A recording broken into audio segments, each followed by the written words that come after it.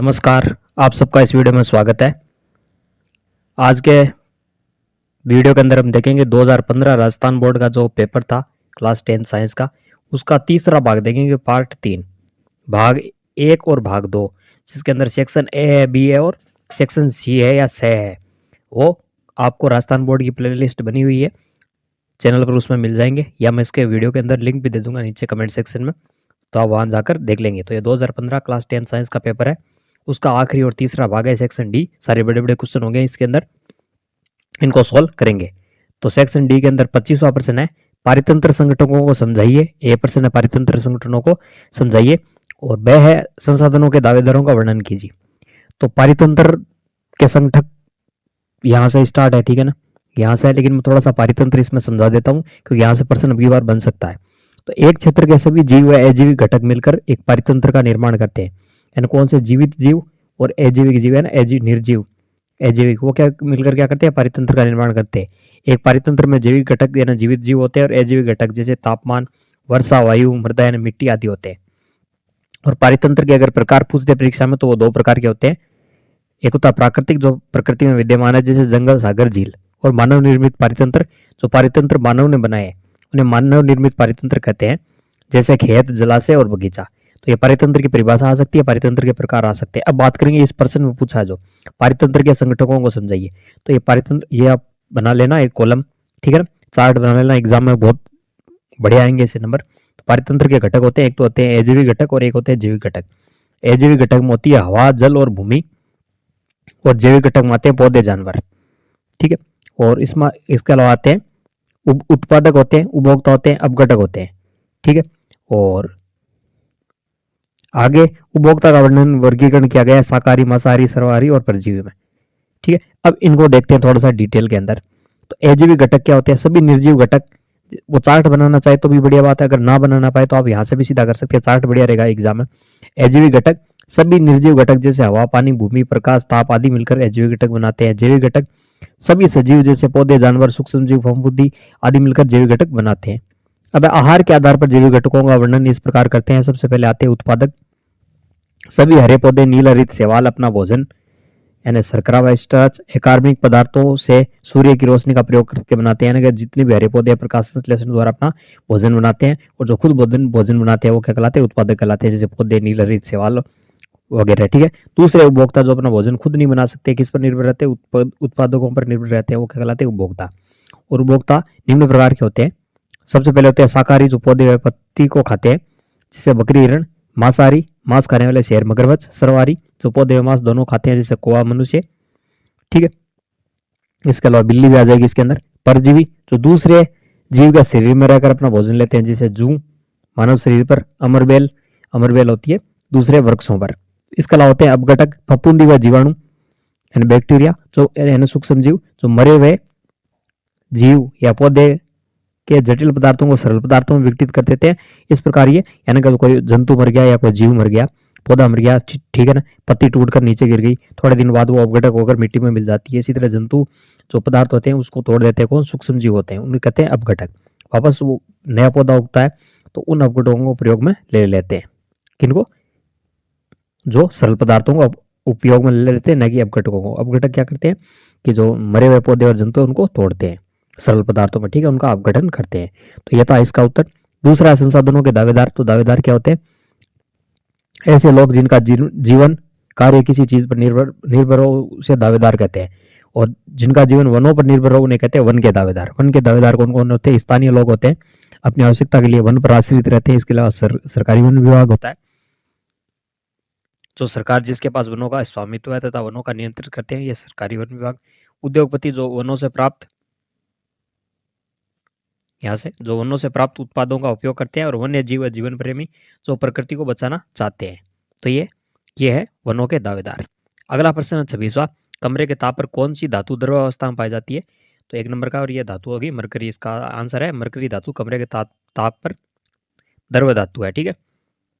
अगला है एमजी और सीएल के इलेक्ट्रॉनिक विन्यास दीजिए वह में। यह होगा 2 नंबर का आपका, ये 1 नंबर का था, ठीक है। नंबर कम ज्यादा हो सकते हैं नए एग्जाम में, ठीक है, इसमें फिक्स है। Mg और Cl के मध्य इलेक्ट्रॉनों का स्थानांतरण से MgCl2 है ना। Mg बे में तो हम देखेंगे Mg और Cl के इलेक्ट्रॉनिक विन्यास, और MgCl गैस से MgCl2 बनना भी हम देखेंगे। तो अब देखते हैं इनके उत्तर। तो Mg का इलेक्ट्रॉनिक विन्यास होता है, Mg का परमाणु क्रमांक होता है 12, इसका इलेक्ट्रॉनिक विन्यास होगा 1s2 2s2 2p6 3s2, या फिर उत्कृष्ट गैस विन्यास Ne3s2 भी इसको लिख सकते हैं। ठीक है। क्लोरीन का होता है, क्लोरीन होता है 17 परमाणु क्रमांक, तो इसका इलेक्ट्रॉनिक विन्यास होगा नियोन उत्कृष्ट विन्यास 3s2 3p5। ठीक। अब Mg और Cl के मध्य इलेक्ट्रॉन ट्रांसफर द्वारा MgCl2 का निर्माण कैसे होता है। Mg के अंदर इलेक्ट्रॉन कितने होते हैं, 2 8 2।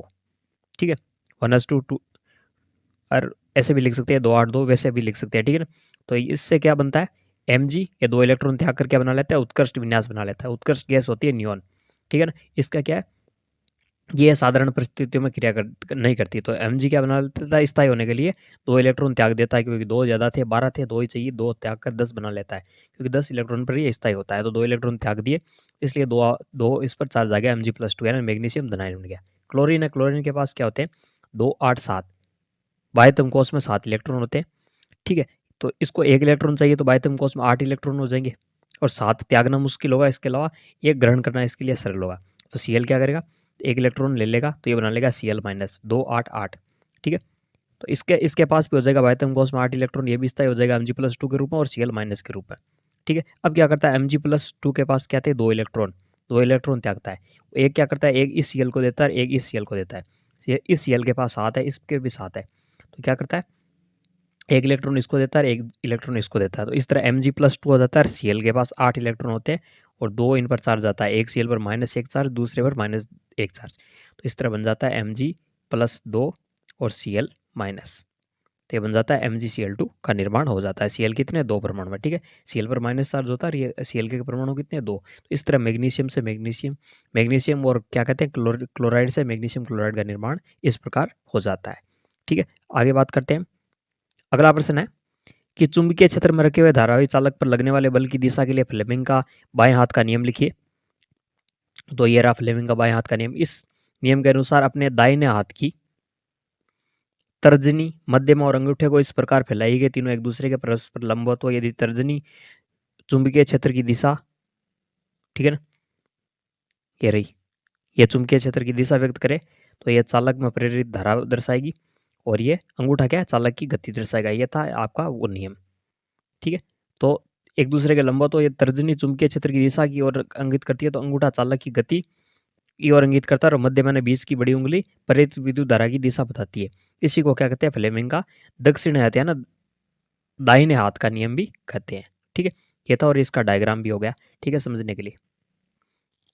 अब बात करते हैं किसी विद्युत धारावाही परिनलिका के भीतर और उसके चारों ओर चुंबकीय क्षेत्र रेखाओं को प्रदर्शित करने के लिए एक चित्र बनाइए। तो इसका उत्तर देखते हैं। तो ये चित्र होगा आपका, किसी विद्युत धारावाही परिनलिका के भीतर और उसके चारों ओर चुंबकीय क्षेत्र दर्शाने का यह डायग्राम होगा। ठीक है ना, ये बाहरी चित्र है और इसके भीतर भी है, तो ये डायग्राम बन जाएगा। ये इसकी कुंजी हो गई, ये बैटरी हो गई, तो इस तरह जोड़कर ये बन जाएगा डायग्राम। ठीक है, किताब में दे रखा है, आपको आता भी होगा।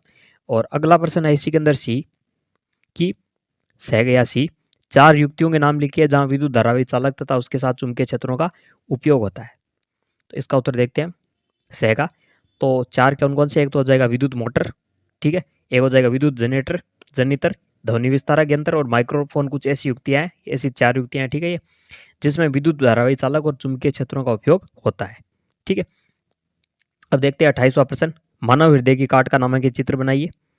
तो ये रहा मानव हृदय की काट का नामांकित चित्र, आप किताब में देख लेना। ठीक है, इसके अंदर ये क्या है, यहाँ पर बायां निलय है, यहाँ ये दोनों को विभक्त करता है, ये दायां निलय है, ये इधर फुफ्फुस है, फुफ्फुस सिरा है, ये बायां अलिंद, ये दायां अलिंद। ठीक है, ऊपर 2 अलिंद है, 2 नीचे निलय है, बायां दायां। ठीक है, और यह महाधमनी है, और ये आप चित्र देख सकते हैं। ठीक है, आप बना सकते हैं। दूसरा, मनुष्य में दोहरे परिसंचरण तंत्र की व्याख्या कीजिए और ये क्यों आवश्यक है। और तीसरा प्रश्न है, हमारे शरीर में हीमोग्लोबिन की कमी के क्या परिणाम हो सकते हैं। और इंटरनल चॉइस भी है, अथवा ये भी देखेंगे, पहले ये देखते हैं। तो हमारे मनुष्य में दोहरे परिसंचरण तंत्र की व्याख्या कीजिए, डबल सर्कुलेशन होता है ब्लड की, उसकी व्याख्या करनी है। तो आपके एनसीईआरटी में ये दे रखा है, यही करेंगे हम। ठीक है, कुछ एक्स्ट्रा नहीं करेंगे।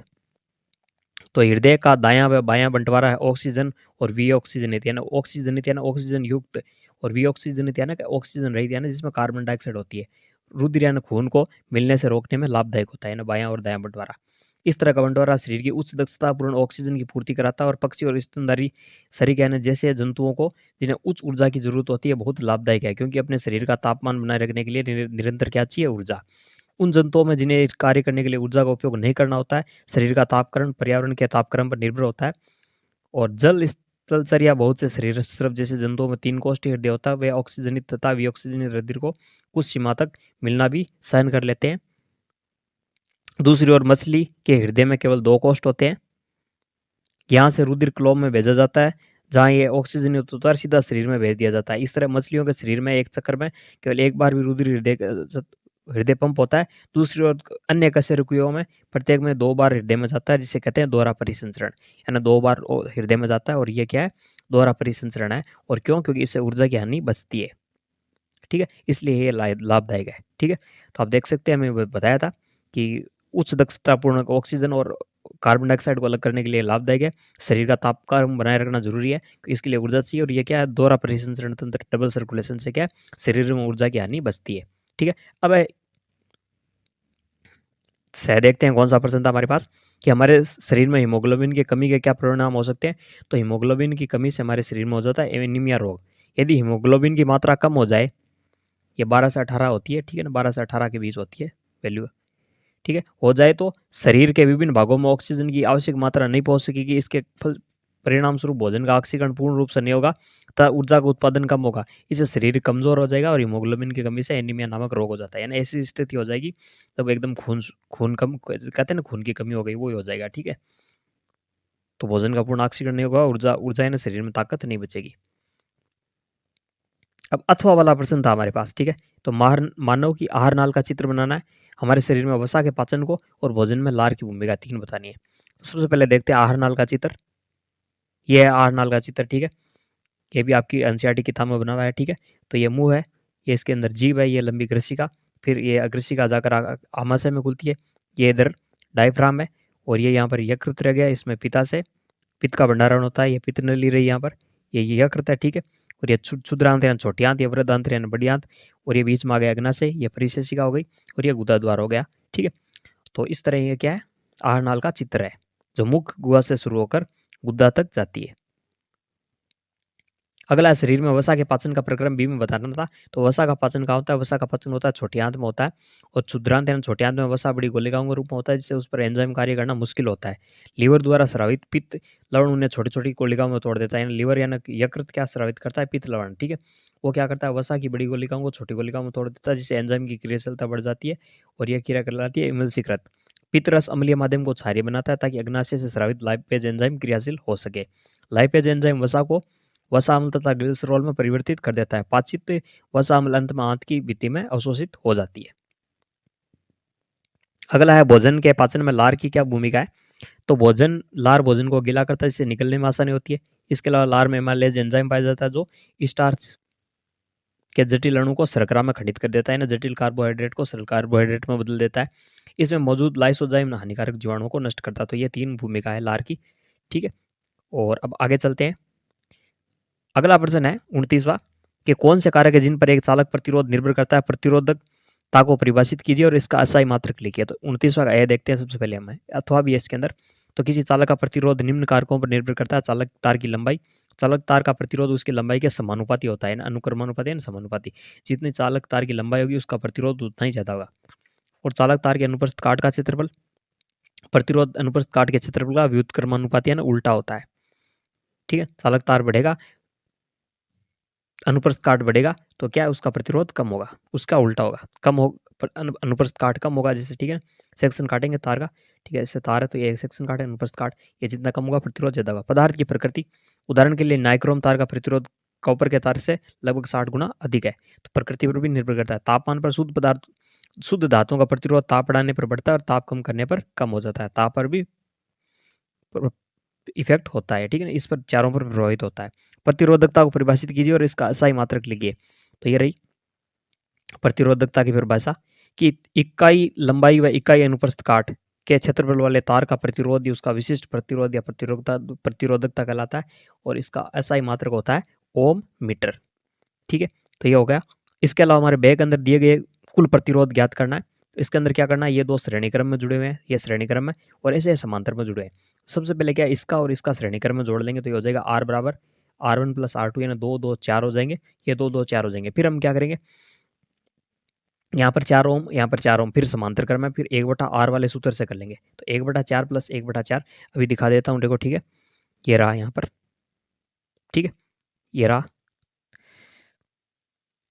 जैसे यहाँ पर 2 ओम है, 2 ओम है, ये 2 ओम है, 2 ओम है, इसको कर लेंगे R बराबर R1 प्लस R2 बराबर 2 मतलब 2 2 4 यानी श्रेणी क्रम में दोनों, ये 4 4 ओम हो जाएंगे। तो इसको ऐसे लिख सकते हैं, ठीक है, कैसे लिख सकते हैं, ये 4 ओम और ये भी 4 ओम, फिर R1 और R2 4 4 ओम हो जाएंगे, ठीक है। फिर प्रतिरोध का सूत्र हमें पता है क्या होता है, 1/R बराबर होता है 1/R1 प्लस 1/R2 या फिर 1/R बराबर R1 प्लस R2 गुणा R1 R2। तो ये सूत्र काम में ले लेंगे यहाँ पर, ठीक है। तो ये सूत्र जब काम ले लेंगे, 4 ओम है हमारे पास पता है R1 और R2, 1/4 बराबर हो जाएगा 1/4 प्लस 1/4, 1/4 बराबर हो जाएगा, इसका लघुत्तम लेकर कर लेंगे 2/4, इसको काटेंगे 1/2 बराबर 2 ओम, है ना। हमारे पास प्रतिरोध क्या आ गया उसका 2 ओम। अब इसकी धारा निकालेंगे, तो प्रतिरोध में कुल धारा पूछी थी, ठीक है, उसमें तो धारा कुल हो जाएगी I बराबर V/R।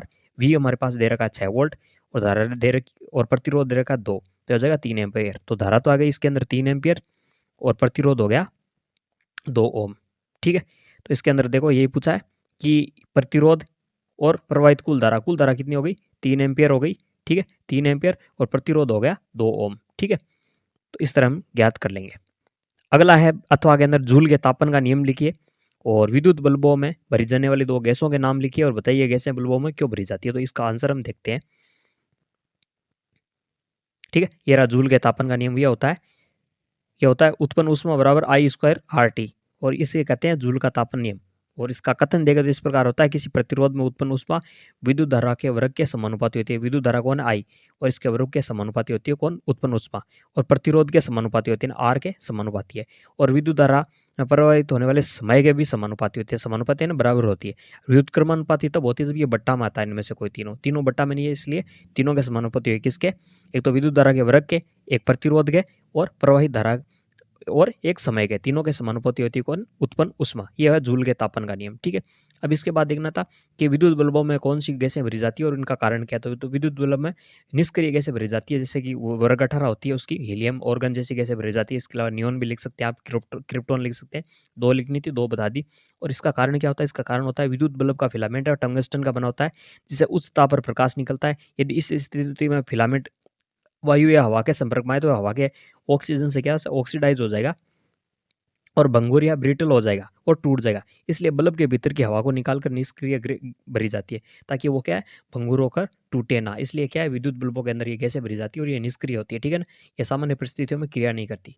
वर्ग 18 की गैसें हैं, निष्क्रिय गैसें, अक्रिय गैसें भी कहते हैं, हीलियम ऑर्गन क्रिप्टॉन आदि गैसें हैं। हमें यहाँ पर 2 ही लिखनी थी। नियोन भी आती है इसके अंदर, ठीक है। तो ये गैसें थी। अब बात करते हैं आगे अथवा वाले प्रश्न में, ठीक है ना। नीचे वाले अथवा में, अथवा का ए कर लिया। अब ये है, किसी विद्युत स्थिति के अधिकतम तापन के लिए दर 840 वाट दर से ऊर्जा उपभोक्त की जाती है।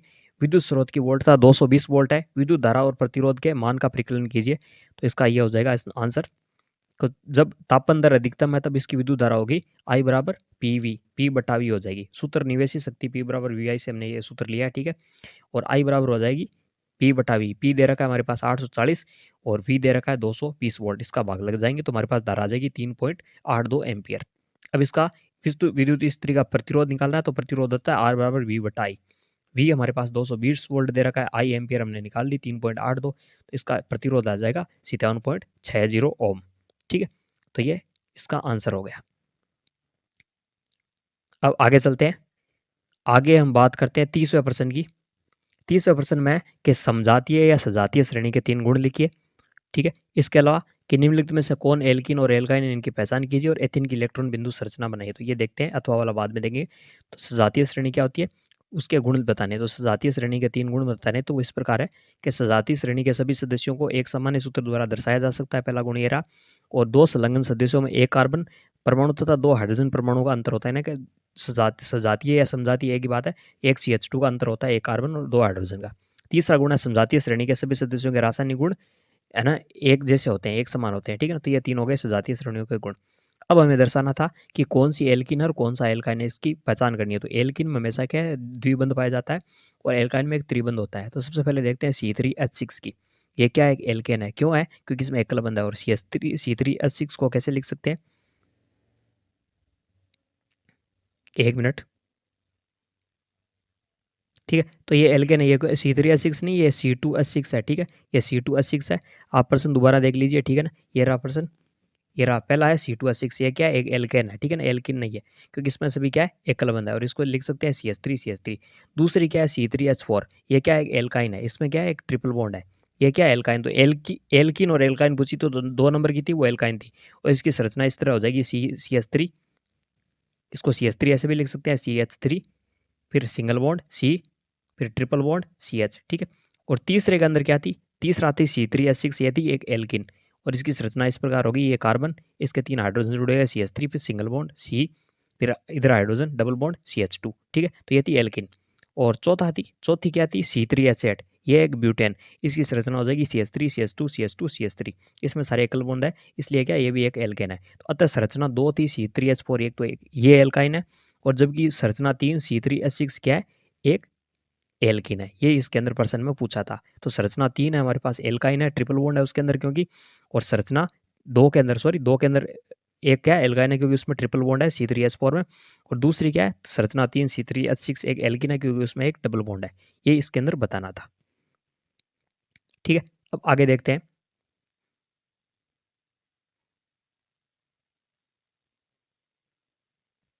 आगे इसके अंदर बताया गया था कि एथीन की इलेक्ट्रॉन बिंदु संरचना बनानी है। एथीन है ना, जिसके अंदर डबल बॉन्ड हो।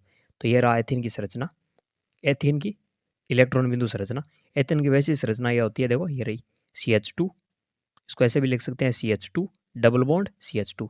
और ये रही इसकी इलेक्ट्रॉन बिंदु संरचना, ठीक है। तो दो बॉन्ड, डबल बॉन्ड है, तो दो, एक कार्बन के पास 4 इलेक्ट्रॉन होते हैं, ठीक है। दो कार्बन आपस में बंध बना लेंगे, दो ये इसको दे देगा, दो इसको, ये डबल बॉन्ड बन जाएगा। दोनों के पास दो दो बच जाएंगे, तो एक इस हाइड्रोजन को दे देगा, एक इस हाइड्रोजन को दे देगा, ये भी इस हाइड्रोजन को दे देगा, इस हाइड्रोजन के दे देगा। और हाइड्रोजन के पास भी एक एक होता है, तो वो एक एक अपना दे देंगे। तो यहाँ पर सिंगल बॉन्ड आ जाएगा, 4 सिंगल बॉन्ड हो जाएगा, और एक बीच में डबल बॉन्ड हो गया। तो ये होगी एथेन की इलेक्ट्रॉन बिंदु संरचना। अब बात करते हैं इसके अंदर, अथवा वाला प्रश्न में था कि कार्बन के 2 विशिष्ट लक्षण लिखिए जिसके कारण वह बड़ी संख्या में यौगिक बनाता है, और कार्बनिक यौगिकों में बंध की प्रकृति लिखी है, ठीक है। तो इसका आंसर हम देखते हैं, ये रहा कि कार्बन के 2 विशिष्ट लक्षण जिसके कारण ये बड़ी संख्या में यौगिक बनाता है। तो एक तो है श्रृंखलन का गुणन चयनेशन, जैसे कार्बन कार्बन जुड़ना, कार्बन कार्बन परमाणुओं के बीच सहसंयोजी बंध बनाकर लंबी श्रृंखला, साकित श्रृंखला और वलय श्रृंखला वाले यौगिकों का, या यौगिकों का ये आएगा, ठीक है ना। तो स्प्रेडिंग वे यौगिकों का निर्माण करता है। कार्बन के परमाणु एक दूसरे से एकल, द्वि या त्रिबंध से जुड़े सकते हैं ना, श्रृंखलन का गुण पाया जाता है। ऐसे कार्बन कार्बन लंबी चेन बनाकर जुड़ने की क्षमता पाई जाती है। दूसरा गुण है चतुसंयोजकता, कार्बन परमाणु की संयोजकता 4 है, जिसके कारण कार्बन 4 अन्य कार्बन परमाणु से एकल संयोजी परमाणु CH, hydrogen, chlorine, oxygen, nitrogen, sulphur के साथ आबंध बना सकता है। इसकी 4 वैलेंसी है, ये किसी के साथ भी बंध बना सकता है, ठीक है। और कार्बनिक यौगिकों की प्रकृति कैसी है बंध की, ये भी बताना था इसके अंदर। तो यह प्रकृति सहसंयोजी होती है इसके अंदर। और सहसंयोजक बंध क्या होते हैं, सहसंयोजक बंध दो परमाणुओं के बीच इलेक्ट्रॉन की समान साझेदारी से बनता है। और परमाणुओं के बीच इलेक्ट्रॉनों की साझेदारी के आधार पर एकल बंध, द्विबंध, त्रिबंध कितने की साझेदारी उसी के अनुसार बंद होते हैं।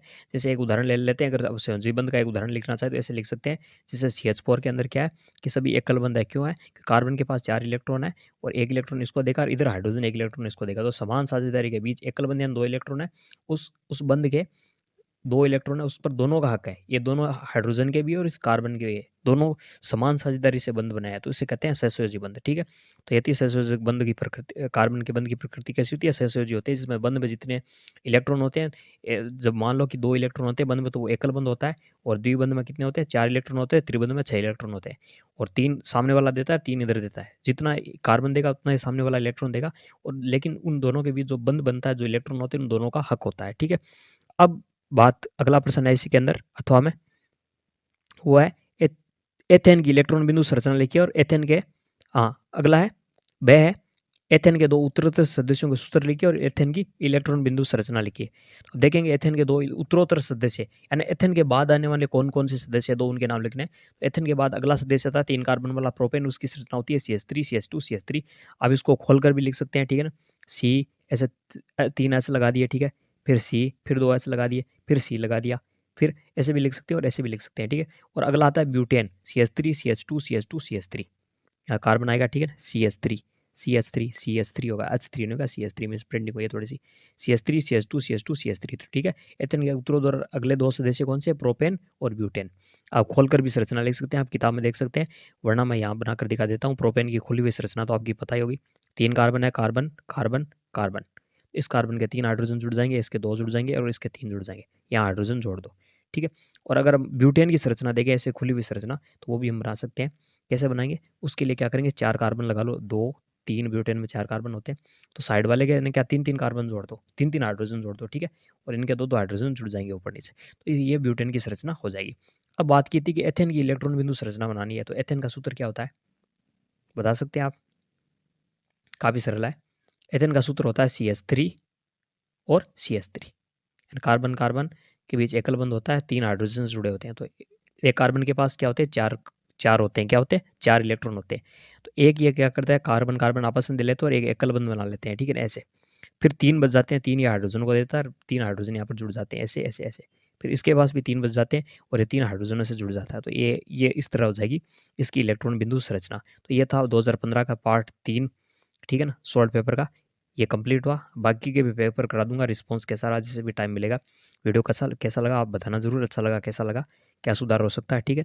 तो ये पार्ट तीसरा था 2015 का, ये कंप्लीट हो गया। वीडियो अच्छा लगे तो लाइक कीजिए, शेयर कीजिए और चैनल को सब्सक्राइब कीजिए।